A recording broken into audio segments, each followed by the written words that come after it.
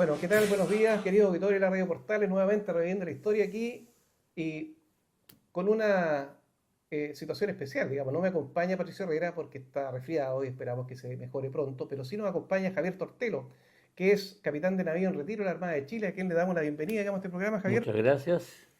Bienvenido. ¿Ah? Ya le dije a Javier, digamos, que este es un programa en el cual conversamos durante media hora y atacamos diferentes aspectos de nuestra historia patria. Vamos tratando de darle una línea cronológica. Estábamos justamente atacando la Guerra del Pacífico, que la verdad que nos quita bastantes capítulos. Pero queremos partir saludando a la Marina Mercante Nacional, porque estuvieron de aniversario. El 26 de junio cumplieron nada más ni nada menos que 208 años. Y 208 años, ustedes se dan cuenta, 208 años son los mismos años que tiene la Marina. La Marina con el 1818, con los decretos que dictó Bernardo Higgins, cuando creó la Academia de Jóvenes Guardia Marina, la Escuadra Nacional, la especialidad de abastecimiento con la Comisaría de Marina y los infantes de Marina. Bueno, ¿por qué se formó, digamos, la Marina Mercante? ¿Qué hito fundacional le da ese inicio? Bueno, el 26 de junio justamente Bernardo Higgins le otorgó la primera patente de navegación a la fragata Gertrudis de la Fortuna. Ahora, cuando uno, fíjate que va estudiando un poco, la verdad que hay algunos historiadores que también dicen, oye, pero en realidad podría también haberse pensado en febrero de 1811, cuando se decretó la libertad Sí, de comercio. exactamente. Claro, es verdad, porque se terminó, digamos, con esa restricción y se abrió, digamos, prácticamente. Se dio el marco, pero mientras Claro, no hubiera buques claro, navegando, no claro, existe la Marina claro, Mercante. exactamente. Bueno, tenemos, para los que vean después, digamos, esto en YouTube, en el televisor podemos ver, digamos, bueno, ahí está un buque. Como son los buques, prácticamente la gran mayoría de los buques ahora, portacontenedores. En mi tiempo, y tú te acordarás, digamos, habían de todo tipo. Habían granileros, petroleros. Absolutamente. Fíjense que yo me acuerdo cuando en la salina estaban los estanques de combustible, al frente llegaba siempre el Cabo Tamar y el Cabo Pilar, que Sí, eran de la SONAP, claro. la Sociedad de Navegación Petrolera. Y era parte del paisaje de Viña. Tanto que así, digamos, que si uno iba de repente a exposiciones de pintura, aparecían, digamos, los buques atracados. Y bueno, mucho tiempo, digamos, también.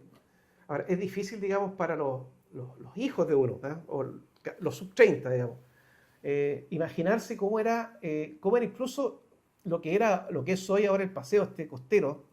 Ese no era un paseo. Ahí había, frente donde estaban los estanques, donde no estaba, hace no mucho tuvieron los estanques, había un edificio de Edward Ciceruti, Exactamente, hay unos una, galpones, ¿te acuerdas? hubo un galpón muchos Claro, años. sí, güey. Y hubo una ley de tiempo de uno de los alcaldes, Gustavo Lorca, Sí, que dijo todas las construcciones que están del camino costero hacia el mar no pueden tener no, más no de. se puede Claro, volver a construir solo las sí, antiguas. Y Edward Ciceruti mantuvo su construcción ahí sí, hasta que se la llevó un temporal de los del 65 por ahí. claro, Porque era joya, sí, era. sí. Y mencionaste el Cabo Tamar. Yo tuve el, entre comillas, orgullo de participar en el hundimiento del Cabo Tamar. Ah, mira, El mira qué Cabo bonito. Tamar llegó en una ocasión, por ahí por el año 77, 78, a la vía San Vicente y por un descuido tocó fondo y aplastó sus cañerías de evacuación. Entonces se Y pudo se produjo el retirar buen parte derrame, del ¿no? petróleo, no, pero Ah, se pudo retirar el petróleo, ya. pero no se pudo limpiar completo. Perfecto, ya, Y se declaró pérdida total, ya, así que había que eh, unirlo. claro. Entonces, yo estaba en un Fletcher, en las preparaciones para el conflicto del 78, y conseguimos permiso para hundirlo. Pero, o sea, por otro lado, que bueno, digamos, que se produce un ejercicio Un ejercicio, claro, que cualquiera quisiera tener en ese momento un blanco. claro, y fue muy notable porque teníamos, bueno, un comandante artillero Ya. y el jefe del departamento de mente era un torpedista. Entonces él consiguió un torpedo con cono combate para Me, hundir el Cabo me Tamar. imagino. Finalmente le disparamos con 5 pulgadas, el buque estaba entero vacío, lleno de gases, estalló y no quedó buque, no quedó blanco para torpedista, así que Mira. nos mandó a freír espárragos nuestro querido jefe. El Cabo Tamar, claro. Bueno, yo me acuerdo, en ese tiempo tuvimos, hace, qué sé yo, 50 años atrás más o menos, pero habían varias empresas, fíjate, chilenas, estaba Empremar, ¿no es cierto? Estaba la Interoceánica, bueno, ya nombramos a SONAP, y todas, fíjate, se identificaban en la chimenea. Sí. La chimenea es la que le daba, digamos, uno veía el color de la chimenea y sabía, digamos, que era de tal compañía. Y yo diría que en parte todavía se mantiene en algunos mercados, sobre todo, por ejemplo, en el de los buqueturismos. Los Claro, buqueturismos todavía mantienen sí, tienes toda la razón, sus claro. símbolos en la chimenea. Sí, Y era lo tradicional en esa época, porque como toda la maniobra se hacía mediante plumas y grúas, lo único que se veía realmente era la claro. chimenea. Claro, y está en lo alto, o sea, se Claro, aprecia, digamos, con facilidad. exactamente. Claro. Ahora, después de que volvamos ahora a tiempos más actuales, digamos, cuando en el gobierno militar, digamos, decidió también abrir el comercio, digamos, internacional, terminar, digamos, con el grado, digamos, de participación del Estado, eh, vienen muchas firmas, digamos, de alianzas de libre comercio. Y eso entonces nos abrió, somos uno de los países con más tratados de libre comercio en el mundo. Y por supuesto que para poder, digamos, entrar a comerciar y aumentar, digamos, el flujo, tiene que estar disponible, digamos, una buena ruta servida, digamos, por barco mercante. Así que en ese sentido, yo me acuerdo, digamos, que incluso la interoceánica fundamentalmente tenía la ruta hacia Japón. De eso me acuerdo perfectamente. Y había otras que las que eran después principales que salieron con los alemanes, que iban a Claro, Europa, ¿no es cierto? Las claro, primeras líneas de contenedores y las líneas de freezer, de sí, reefer a Estados Unidos. Como que se fueron especializando las sudamericanas, las AMSE y todo ahí sí, sí. a diferentes líneas. Ahora, en el comercio mundial hay unas empresas que son, pero tremendas. O sea, estoy buscando y por lejos en este momento la MSC, la Mm. Mediterranean Shipping Company, es la más grande de todas. Y le sigue después la Maersk. Y, Claro, que en la medida que la economía escala en todas estas cosas, las compañías de autos sí, también se claro. van, la ropa se va haciendo, las compañías de televisión, de videos, de computadores, todos los grandes son los que van dominando el mercado. Ahora, tú debes haber visto, digamos, cuando llegan aquí estos buques que traen autos. Claro, traen cualquier cantidad, digamos, pero son muy feos, ¿no? Sí, no son exactamente bonitos. Uno, yo cuando era chico, fíjate, que vivía en la isla Quiriquina y el último año yo pasé a séptimo básico. La escuela, digamos, de la isla Quiriquina tenía hasta sexto, por lo tanto tenía que ir a estudiar a Talcahuano. Tomaba el remolcador y el remolcador llegaba como a las 8 de la mañana y yo entraba, qué sé yo, un cuarto para las 9. Entonces me quedaba un poco ahí en el Molo 500 y me quedaba dibujando los buques. Entonces en el Molo 500 atracaban muchos mercantes, dibujaba los mercantes, qué sé yo. Eh, ando buscando esos cuadernos porque Mm. qué rico, digamos, ver qué es lo que hacían en ese entonces. Pero me gustaban las líneas de los buques. Entonces, encontrarme después con unos buques tan... Claro, puede ser muy práctico, Poco estético, pero sí. poco estético. Sí, sí, sí. Exactamente, exactamente. Oye, bueno, aprovechemos a saludar también a los planteles que han formado los marinos mercantes. Pues. Por mucho tiempo a la Escuela Naval, a nosotros, digamos, que pasamos por la Escuela Naval, tenemos muchos amigos, digamos, y compañeros que fueron mercantes y que hasta el día de hoy ellos se asimilan, digamos, a sus generaciones y participan de los encuentros que se hacen. Y de hecho son, por definición, por reglamento, oficiales de la De Reserva la por reserva, automático al egresar. exactamente, Entonces, exactamente. eh, nosotros mi curso está a punto de cumplir los 50 años del egreso, estamos haciendo una serie de acciones y el grupo de la Marina Mercante, tanto Puente como Máquina, entusiastamente estamos participando y haciendo sus aportes porque se sienten Sí, parte del pues, grupo y lo son, no es que se sientan sin justicia, digamos. y se viene un momento muy importante, o sea, 50 años de egreso. eh, Chuta, nuestros auditores van a comenzar a sacar la cuenta, Sí, bueno, no tengo ningún pero problema.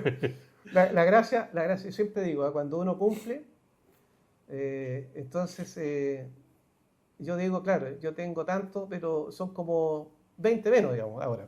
Claro, los 60 y tantos de ahora son como o sea, los 60 y tantos ahora son como los 40, digamos, no los 60 y tantos de ayer, ¿ah? Porque efectivamente, o sea, la expectativa de vida ha subido bastante. Así que bueno, nuestro saludo a la Marina, de la Marina Mercante, digamos, a la Escuela Naval, nuestro saludo a los planteles formadores actuales, o sea, la Universidad Andrés Bello, la Universidad Austral, el Instituto Piloto Pardo, y, y estuve revisando, fíjate, la malla, buscando, digamos, en internet, la malla de la Universidad Andrés Bello, por lo menos, una malla bastante similar a la que tenía, fíjate, de exigencia de la Escuela Naval. Pero más interesante aún, si bien es cierto la formación de oficiales de manera mercante es importante, el esfuerzo que se ha hecho en los últimos años en formar tripulantes. Sí. Tripulantes, sobre todo en el caso de Chiloé, por ejemplo, donde hay en Chonchi una escuela Ah, claro, sí. especializada, Esa es la que tiene la Fundación Carlos la Conde. Fundación Sí. Carlos Conde, que es un esfuerzo. Uno ve gente que ahí no tiene muchas otras oportunidades y genera una capacidad y se han ido consiguiendo arreglar una embarcación antigua, la fueron mejorando. Entonces, efectivamente, hay un esfuerzo de superación en ese nivel importantísimo porque permite a esta gente que no siempre tiene las oportunidades que da la Sí. universidad, que es entrar en un ambiente de mejoría para ellos, para su familia, para sus descendientes. Y fíjate que ya que estamos hablando de Chiloé, a propósito que en febrero se cumplieron 200 años de la anexión de Chiloé a la República, es conveniente recordarle a los auditores que, a diferencia de lo que sucedió, digamos, con otras áreas de Chile, en que se fueron expulsando, ¿no es cierto?, los españoles se fueron, digamos, retirando hacia el sur, pero la gente que vivía ahí quería efectivamente ser liberado, digamos, de la presión realista. No obstante, en Chiloé no era así. No, No, los chilotes se sentían realistas. sí. Exactamente. Entonces, Sí. eso es importante Es que hay mencionarlo. que considerar que, a ver, Chiloé estuvo aislado del resto de Chile durante prácticamente toda su historia. Entonces era otro país, Sí, otro mundo. Entonces sí. ellos siguieron siendo colonia española, digamos. Y tanto es así, fíjate que tenía hasta independencia en cuanto a su conexión, digamos, con el gobierno real, digamos. O sea, porque el virreinato del Perú, que estaba sobre la Capitanía General de Chile, pero Chiloé no se sentía, digamos, no era parte de eso. Fíjate, tengo entendido, digamos, que tenía una que conexión, digamos, como independiente. Sí, porque estaba tan Mm, aislado y en general el virreinato desde Lima, digamos, no tenía mucho contacto mm, marítimo directo, o sí. sea, llegaban más que nada a través de Panamá, por ese lado. Entonces, Ahora, esta extraña fue la- básicamente, tanto en el caso de Valdivia como en el caso de Ancud, fueron para evitar colonización de otras potencias europeas. y las fuerzas, digamos, que salían desde España y que venían, digamos, a combatir a Chile, muchas de ellas embarcaban en sus buques a gente que era de Chiloé y Sí, que claro, venían por después supuesto. a combatir, digamos, acá a San Vicente y hacia el norte. Porque eran buenos marinos y Claro. eran una sociedad que no da muchas otras oportunidades. Hay bastante la población en esa época, sobre todo para lo que eran las condiciones, no había ninguna posibilidad de exportar nada, así que entonces era la oportunidad de desarrollarse. Y fíjate que si colocamos también como punto de partida de la colonización austral la toma de posesión del Estrecho de Magallanes en 1843, que fue efectuado, digamos, realizada por una goleta que se construyó en Ancud con dotación de chilotes, Que se llama Cuba, que además. se llama Ancud, exactamente. Entonces, yo que cuando estuve en Puerto Williams, y fui, digamos, a visitar, ¿cierto?, el museo, Martín Gusín, qué sé yo, y conversé, digamos, con mucha gente que ya llevaba harto tiempo ahí, me quedó claro, digamos, que también mucho poblamiento de esa zona fue provisto por los chilotes. Sí, claro. De hecho, en toda la Patagonia a los chilenos se les conoce como los chilotes, Sí, porque prácticamente los únicos chilenos que llegaban a esa zona eran los que procedían de Chiloé, claro. porque tenían la formación, el clima, la costumbre, el habituarse a esas condiciones de Y, vida y de tiempo claro, y de vivir del mar, que es distinto. exactamente, la navegación era pan de cada día para ellos, Ah, porque era su hábitat. Así que creo, digamos, que en el fondo le debemos bastante. Nosotros tenemos dentro de la academia algunos académicos, Javier Vargas, Jimena Urbina. Bueno, Jimena, digamos, es hija de Rodolfo Urbina, que nació allá, nació en Chiloé. Javier nació en Castro. Hace 2 semanas atrás tuvimos, digamos, justamente la conferencia sobre Francisco Hudson, un comandante que se dedicó mucho, digamos, al estudio de la hidrografía y que lamentablemente murió joven, 30 y tantos años, en un naufragio. Pero tenía como ayudante, fíjate, a Francisco Vidal más, ¿qué hubo? que después, digamos, fue el que creó en 1874 la Oficina Hidrográfica, precursor, digamos, actual del CHOA. Así que, bueno, nuestro saludo a la María Mercante. En realidad, como decimos, en realidad un agradecimiento a todo lo que hacen. Fíjate que más del 90% del flujo comercial chileno se va, digamos, por ruta marítima. No solo eso, eso es bastante común en el mundo, digamos, sino que además el comercio exterior en nuestro país es una parte muy importante de nuestra economía. Sí, es verdad. Hay otros países que más o menos son Sí. capaces de funcionar con su economía cerrada. Nosotros no podemos, no estamos condicionados. Y además que tenemos ventaja, porque tal como lo dijo el comandante en jefe, digamos, cuando abrió el mes del mar, eh, Chile mira hacia el mar, o sea, desde, digamos, límite norte hasta el sur, hasta la Antártica, y eso nos da una ventaja tremenda, porque además todo aquel que quiera, digamos, en el fondo mirar hacia el Pacífico, la verdad es que salir, digamos, por Chile es bastante más económico y atractivo. Eso se ha visto y por eso que están, digamos, los estudios, los corredores bioceánicos, qué sé yo, para poder, todos los que tienen costas, Argentina, Uruguay y Brasil, digamos, que son los que tienen más costas, Venezuela también, leen bastante más económico y útil, y provechoso, digamos, hacer un corredor, digamos, y salir hacia donde está prácticamente la cuenca del Pacífico, es la que domina en este momento. Y eso es lo que en este momento se está jugando, digamos, Mm. con este tema del puerto Chancay. Sí, Puerto Chancay no tiene sentido si no es por la capacidad de sacar la producción claro, brasilera claro, sí, hacia el Pacífico. claro. Si esto no puede Pero servir solamente a Perú. no, para Claro, nada, si no hay producción sí. ahí. Esa zona del Mm. Perú produce petróleo, el petróleo no necesita un puerto de ese estilo, un puerto containero. Claro. Así que el ojo ahí está en sacar la producción de la zona del Mato Grosso, toda esa zona Mm. que es más agrícola en Brasil y el norte argentino, etc. Y para atraer eso tienen dos desventajas enormes. Uno es que la distancia entre los centros de producción hasta ese puerto son mucho mayores que la de esos mismos centros de producción hacia los puertos chilenos, sobre todo los del norte chileno. Por consiguiente, solo por distancia ya es más lógico Claro. venir a puerto chileno, pero ese puerto está construido y los nuestros no. Entonces ahí hay que ver bien cuándo vale la pena invertir y cuánto. Y lo segundo es que lo que hay entre medio es selva y una cordillera muchísimo más ancha que la nuestra, Mm. muchísimo más hostil. Mm. La nuestra es alta, pero es angostita, así que Angostita, sí. ya existen pasos, existen túneles, etcétera. Allá no. Mm. Allá hay que cruzar selva amazónica, lluviosa. Fíjate que he visto, bueno, los corredores bioceánicos vienen hace tiempo, digamos que se vienen desarrollando, pero hay varios tramos, digamos, en que cuesta avanzar mucho. Y hay un concepto del corredor bioceánico que de repente es muy engañoso. La forma más rápida de ir de un puerto a otra y la más barata es hacerlo por barco, Sí. por mar, obviamente. Totalmente. Entonces, cuando dice, vamos a conectar el puerto de Valparaíso con el puerto de Buenos Aires, por tren.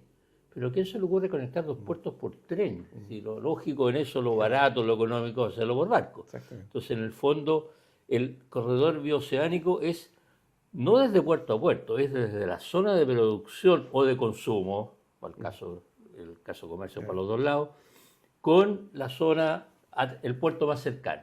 Entonces, efectivamente, los puertos principales argentinos son puertos fluviales, están arriba, están en el río Paraná, etcétera, porque son por donde sale la soja, el trigo, la carne, etcétera. Rosario, un gran puerto. Rosario, pero esos son los puertos grandes, porque están al lado de las zonas de producción. Claro. Entonces uno dice, queremos sacar por Antofagasta, eso no tiene ningún sentido, si la producción está al lado de Rosario. Claro, Lo que hay que buscar es lo que realmente pueda salir hacia el Pacífico. Ahora hay que considerar, fíjate, yo tengo hartos amigos y viajo bastante frecuente, digamos, a Brasil. Y una vez me sorprendió, digamos, que un regalo que me hicieron fue 2 botellas de vino. Uno esperaría, digamos, que yo les regale vino a ellos. Entonces me dijeron, oye, no, sé que te va a sorprender, pero te estamos contando que estamos haciendo un desarrollo vitivinícola tremendo, fíjate. Y bastante bueno el vino, fíjate, bastante bueno el vino. Y carne también, fíjate, mucho de carne también. En general uno tiende a considerar Brasil un país tropical, Sí, sí, pero tiene muchos climas. sí, Tiene sectores exactamente. muy altos en el Mato Grosso donde hay climas fríos y frescos y Claro, y la zona toda de Río Grande do Sul, donde está Porto Alegre, qué sé yo, son, también, digamos, es algo bastante más templado. Entonces, claro. o sea, la verdad, digamos que tiene lugares, digamos, para poder desarrollar lo que quiera. De hecho, Brasil es más productor de soja que Argentina. Mira, claro, claro, exactamente. Así que, bueno, retomemos un poco, fíjate que la semana pasada estuvimos conversando respecto de lo que sucedió en la campaña de Tacna y Arica, lo dejamos atrás ya con el asalto y toma de Morro de Arica. Hablamos de que en el mes de septiembre, a instancias de Estados Unidos, había habido una iniciativa de poder parar la guerra, lo cual no fructificó. Evidentemente que hay que poner eso en el lugar, digamos, también. Uno a veces, yo he escuchado, lo citábamos la semana pasada, es fácil, digamos, de repente, después, frío, decir, oye, ¿por qué no pararon la guerra? Se hubieran evitado, digamos, todo lo que pasó después, la ocupación, qué sé yo. Pero chuta, cuando está el orgullo de por medio y cuando uno piensa, digamos, que en realidad, oye, ¿cómo me voy a dar por vencido? O sea, no. eh, y fíjate que estamos hablando que eso ocurrió septiembre 80. O sea, llevamos poco más de un año de guerra. Sí. Hubo bastante más guerra después de eso. Claro, bueno, la campaña de la sierra es Claro. toda una guerra Claro. aparte, pero sí es cierto que la conversión en Arica, en la Caguana, ahí hubo un tema de que Estados Unidos, los peruanos esperaban que Estados Unidos interviniera como Claro. árbitro. Sí, exactamente. En cambio, Chile dijo, si yo ya esta parte de la guerra la gané, o sea, Claro. no vengan a Claro, ustedes no vengan a mí a poner condiciones. a poner Claro, condiciones. O sea, exactamente. entonces, cuando la contraparte se siente que lo va a apoyar el moderador, que él esperaba que tomara el papel de árbitro, eh, la cosa no tenía por dónde salir. Entonces, bueno, ahí, esa negociación no tenía ningún futuro. Sí, así que yo creo que el resto de la campaña, mientras los peruanos no se convencieron que iban a estar derrotados, y de hecho se les ocupó Lima y seguían convencidos que no Sí, estaban sí, derrotados, y se claro. les derrotó en la sierra, la parte norte, y seguían convencidos de que no estaban derrotados. Sí, Si mientras un país no se sienta derrotado, no está derrotado. sí. Bueno, lo hemos mencionado bastante. Dice, ¿cuándo uno gana la guerra? Cuando tú logras doblegar La moralmente voluntad del la adversario. voluntad del adversario. Sí, Claro, eso es lo único que vale. El claro. resto, Claro, porque un adversario puede tener, digamos, los medios, puede tener un montón de cosas, pero si ya la voluntad de lucha se le acabó, se terminó. se acabó. Se acabó, Lo, exactamente. lo que le pasó, aunque uno le sea difícil, lo que le pasó a Bolivia. Mm. Bolivia lo que perdió fue la voluntad de lucha. Sí, Sí tenía tropas, sí sí, tenía medios, tenía acceso que no tenía Perú, porque Perú no podía recibir medios, claro. porque nosotros controlábamos el mar, pero ellos tenían el acceso desde Argentina y les llegaba medios. De hecho, los bolivianos pescaban y se lo pasaron a los peruanos, pero ellos no peleaban, porque ya no tenían la voluntad de lucha. Fíjate que nosotros también mencionamos, eh, bueno, una de las causas, digamos, cuando ya al inicio de la guerra Chile le declara la guerra tanto a Bolivia como a Perú, fue por la detección de este tratado, ¿no es cierto?, que había. Tratado, digamos, que también lo firmó Bolivia. Lo que pasa es que, o sea, perdón, Argentina. Pero Argentina lo firmó de una manera distinta. Solo en aspecto defensivo. Sí. Entonces, Perú, para que Argentina se sintiese, digamos, con mérito para poder entrar, era que Chile, digamos, fuera el primero que diera el puntapié inicial. Sin embargo, el puntapié inicial lo dio Bolivia. Bolivia lo dio en marzo. Y de ahí Chile, digamos, reaccionó, digamos, en abril. Pero claro, o sea, en realidad el riesgo, digamos, fue grande. O sea, el O riesgo sea, fue que tremendo. además que Argentina creyó que Chile no iba a ganar, por lo menos no Mm, fácilmente, y, y quedaba abierta entonces la vía para la Patagonia gratuita. claro, Sin claro, General Roca no era ningún, claro, ningún quedado. exactamente, exactamente. Eh, bueno, también mencionamos, fíjate, quiero sacar a colación y un poco, digamos, también recordar a la Marina Mercante, porque gran parte del desplazamiento de las tropas se hizo con flota proporcionada por los mercantes. Por supuesto. Claro. Entonces, la Marina de Guerra necesitaba, digamos, apoyo de transporte, y ese transporte fue, digamos, dado prácticamente, digamos, por los buques de la Sudamericana de Vapores, y también en lo que era la flota que tenía Matías Cousiño, digamos, o Luis Cousiño, digamos, en Lota, Correcto. con los que pasaron a ser después los carboneros. Y Y de hecho, los grupos que ganaron en Angamo ganaron en Angamos 6 buques, 2 eran mercantes. No era mercante, exactamente. No Está- era mercante. O sea, un tercio, digamos, del grupo de batalla chileno eran 2 mercantes. Y hay que muchos mercantes se mantuvieron, digamos, con sus comandantes, digamos, también. Sí, claro. Claro. Así que, mira, nosotros sacamos a colación el trabajo que hicieron las torpederas. Las torpederas en el bloqueo de Callao tuvieron una participación importante. Y hay un caso, nosotros sacamos a colación, lo dijimos la vez anterior, de la Colo-Colo que se vio desarmada y se abrió en Titicaca. Pero también está el caso, fíjate, de la torpedera Janequeo. La torpedera Janequeo se hundió, digamos, en la bahía ahí en Callao, y la querían reflotar. Y los peruanos la querían reflotar y quedarse con ella. Entonces, la Superioridad Naval chilena le ordenó a buzos sovenes que bajara y le pusiera una carga para hacerla explotar. Y eso es tan importante, digamos, porque de repente uno tiene buques que no sabe realmente dónde proviene el nombre. ¿Ah? Sovenes, digamos, ha sido un transbordador que se usa, digamos, para el traslado personal de la escuela de grumete. Y